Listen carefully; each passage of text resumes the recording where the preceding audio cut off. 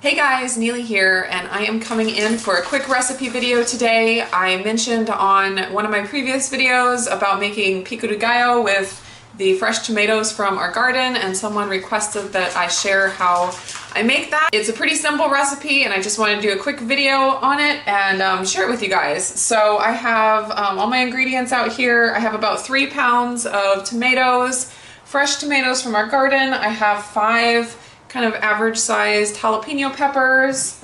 I have 1 kind of smallish medium red onion, salt, pepper, and lemon juice. And that is all the basic ingredients for Pico de Gallo. Some people like to add some raw garlic in there. I don't care for the raw garlic myself, but if you're a garlic lover, you might want to add a few cloves of garlic as well.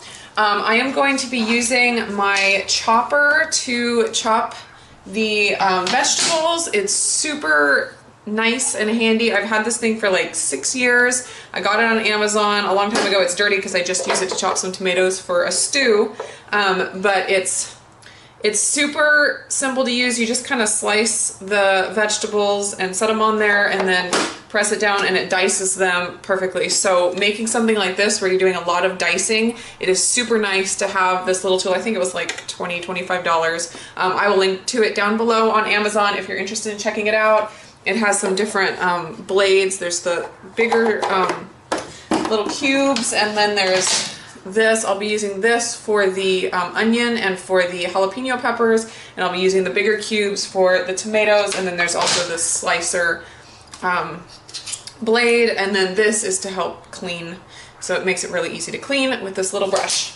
So I just diced up my vegetables, just not diced, I sliced in slices that will fit into our chopper here, and I have my handy helper right here who's going to show you how that's done. So you just take 1 slice at a time and press it down, and it dices up those tomatoes, and we're just going to stand here and go through all of these tomatoes until they're all diced, and I'll throw them in my bowl. So there's 1 batch of the tomatoes, and we just finished the 2nd bucket, and you can see how this thing comes apart. So you have this filled with the tomatoes. I'm just going to dump them in there, and these tomatoes will release a lot of juice, and I don't really want my Pico de Gallo to be super juicy, so I will kind of strain out some of the juice into the sink after a minute, and then it won't be quite so soupy. Now we're going to do the jalapenos and the onions, so I'm using the smaller size of the slicer, and I just halved my jalapenos and scooped out the seeds.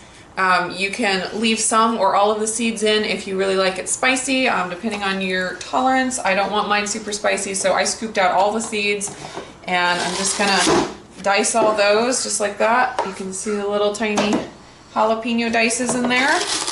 And I'm going to do the same thing with these onions. I just sliced them into half rounds, and there you go.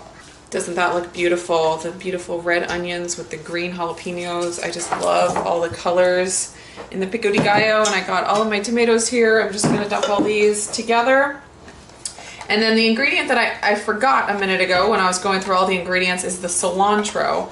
And my husband does not like cilantro. As you guys probably know, cilantro seems to divide people into 2 groups. The people that love cilantro and the people that hate cilantro.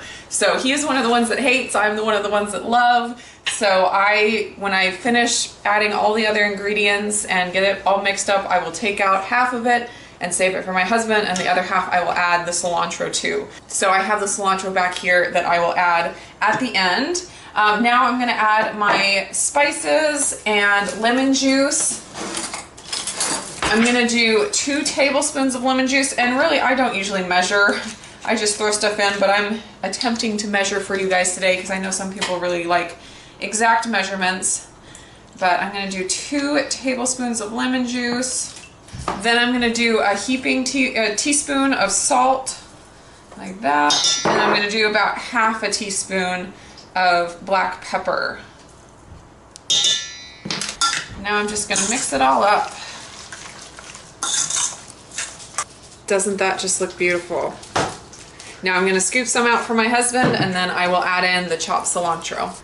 So there is the non-cilantro half, and here is my half, and I'm just gonna add in my chopped cilantro. I'm doing about half of a bunch of cilantro chopped. If I was gonna be adding cilantro to the whole recipe, I would do just one whole bunch finely chopped, and I'm just gonna mix it up, and that's really all there is to it.